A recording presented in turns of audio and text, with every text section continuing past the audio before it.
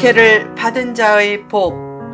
두 번째, 마태복음 5장 10절에서 12절 말씀.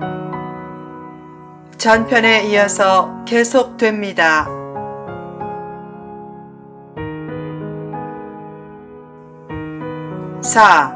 천국 소망을 가지라. 초대교회 성도들은 예수님을 위해 박해받는 것을 두려워하지 않았다. 그들은 예수님 안에서 자신을 잃어버렸다.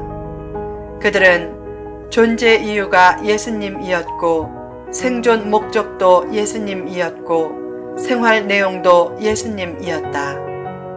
그래서 열병을 앓듯 예수님을 향해 사랑과 열정을 불태우다 기쁘게 순교의 잔을 마셨다. 이 땅에서 예수님을 위해 고난받으면 천국에서는 최고의 영광을 누릴 것이다. 신앙생활의 최종 목적은 천국이다. 왜 예수님은 박해를 기뻐하고 즐거워하라고 했는가? 박해받을수록 최고의 천국 시민이 되기 때문이다. 한 목회자가 시골 교회에서 전도사로 목회할 때였다.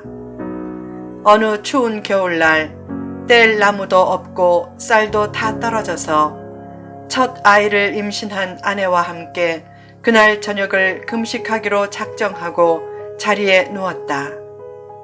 잠이 잘 오지 않았다. 자기는 참을 수 있는데 아내에게 너무 미안했다. 그때 한 집사가 밤늦게 나무 한 단과 쌀 한 마를 놓고 갔다.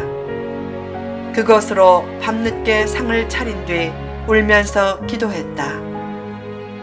하나님, 이렇게 일용할 양식을 주셔서 감사합니다. 사실 예수님 때문에 혹은 사명 때문에 굶어본 사람이 진짜 복된 사람이다. 그 목회자가 나중에 하나님 앞에 섰을 때 시골 교회 시절의 고난받은 얘기를 하며 얼마나 신나겠는가. 주님을 위해 고난과 박해를 받으면 천국도 그의 것이 되고 천국의 상급도 그의 것이 된다.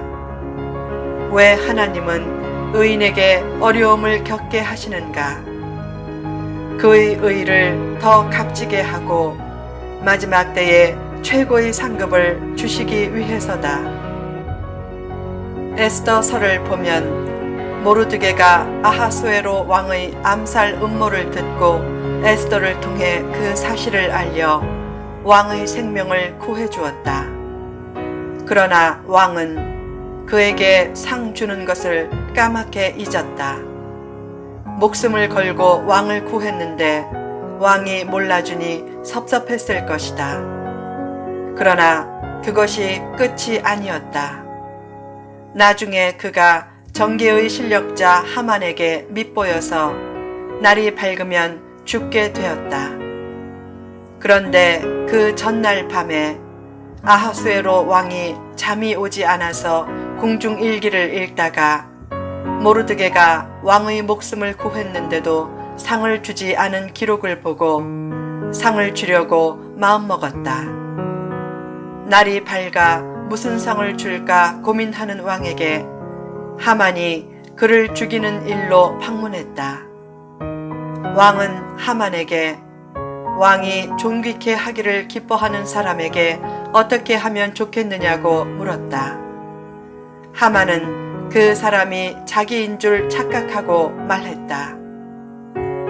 그러면 귀인이 수레를 잡고 상 내리려는 사람에게 왕의 옷을 입히고 그 수레에 태워 하루 종일 우리 임금님이 존귀케 하기를 기뻐하는 자에게는 이렇게 하신다 라고 하면서 온 성을 돌게 하십시오. 왕은 그 아이디어에 탄복하며 말했다. 좋은 생각이다. 내가 왔으니 잘됐다. 내가 모르드게를 수레에 태워서 성을 돌라. 얼마나 극적인 반전인가. 왜 의로운 일을 해도 즉시 상이 없는가?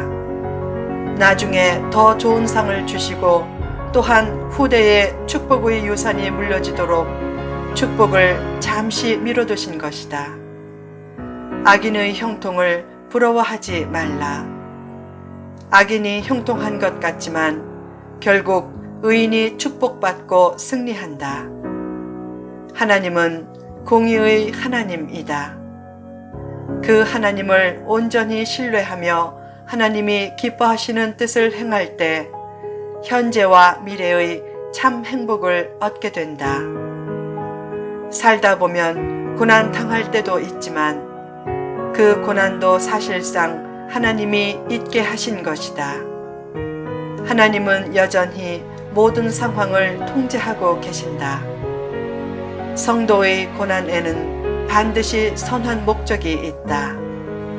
그러므로 길이 막히는 것을 두려워하지 말고 누가 내 길을 막아도 너무 실망하지 말라. 길이 막히고 방해받고 간섭받는 것을 창조적인 축복의 기회로 활용하라. 믿음 안에서 실망스러운 일은 창조의 기회가 되고 지체되는 일은 진보의 기회가 된다.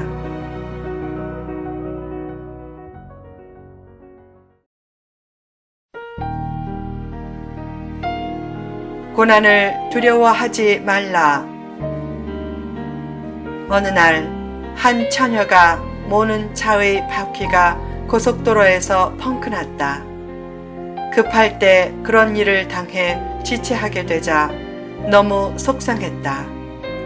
그런데 타이어를 교체할 줄 몰라 쩔쩔매고 있을 때 갑자기 자동차 한 대가 섰다.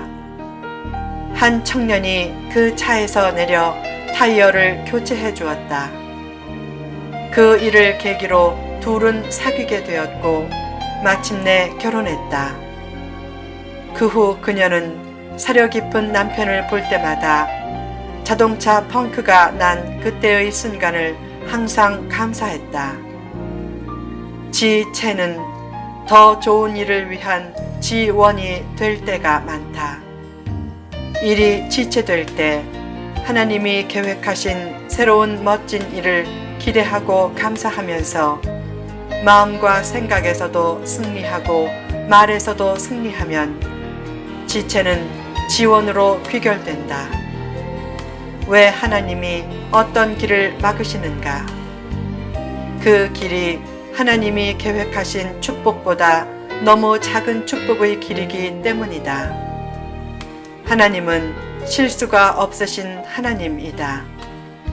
하나님이 어떤 길을 막으실 때는 반드시 다른 더 좋은 길을 열어주실 계획이 있기 때문이다. 요한복음 11장을 보면 나사로가 병들었을 때 마르다와 마리아 자매는 그 소식을 급히 예수님께 알렸다. 그런데 예수님은 사흘이 지나도 오시지 않다가 결국 나사로가 죽은 다음에 오셨다. 마리아 자매를 비롯해서 모든 사람들이 생각했다. 이제 늦었다. 이제 끝났다. 그러나 예수님은 늦게 오셨지만 결국 나사로를 다시 살리셨다.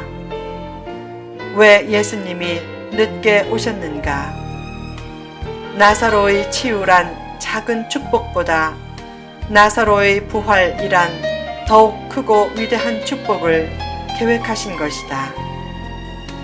어려움이 생기고 꿈과 비전의 성취가 지체될 때도 여전히 하나님은 그 상황을 통제하시며 더욱 크고 위대한 다른 축복을 준비하고 계심을 잊지 말라. 하나님의 지연은 하나님의 지원이다. 하나님은 나사로의 경우처럼 치유의 은혜보다 더욱 큰 부활의 은혜를 주시려고 잠시 눈앞의 축복을 유보해 두신 것이다. 성도가 기도하면 하나님은 즉시 들으신다. 그러나 응답은 즉시 하지 않고 의도적으로 지연시킬 때가 많다. 사랑하지 않아서가 아니라 더욱 큰 축복을 주시려고 잠시 인내의 시간을 두신 것이다. 사람들은 치유의 은혜 정도의 축복을 원하지만 주님은 부활의 은혜란 큰 축복을 주기를 원하신다. 사람들은 생존의 은혜 정도의 축복을 원하지만 하나님은 번성의 은혜란 큰 축복을 주기를 원하신다. 길이 막히는 것은 새 길을 열어주려는 하나님의 뜻이고 절망은 새로운 소망을 주시라는 하나님의 뜻이다. 인간의 눈으로는 어떤 일이 후퇴 같지만 그때도 믿음 안에서 자신의 할 일에 최선을 다하면 언젠가 하나님은 가장 멋진 축복의 길로 인도하신다. 그 때가 되면 과거의 절망적인 상황을 당했던 때를 떠올리면서 그 순간이 필요했음을 인정하며 하나님의 멋진 지휘 솜씨에 감탄하며 감사하게 된다. 고통이 다 나쁜 것은 아니다.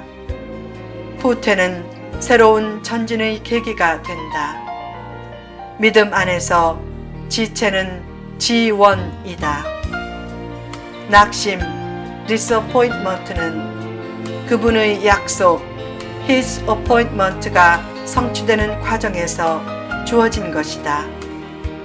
자기 잘못으로 큰 실수를 했어도 그것조차 하나님의 지휘의 손길 아래서 이루어진 것이다.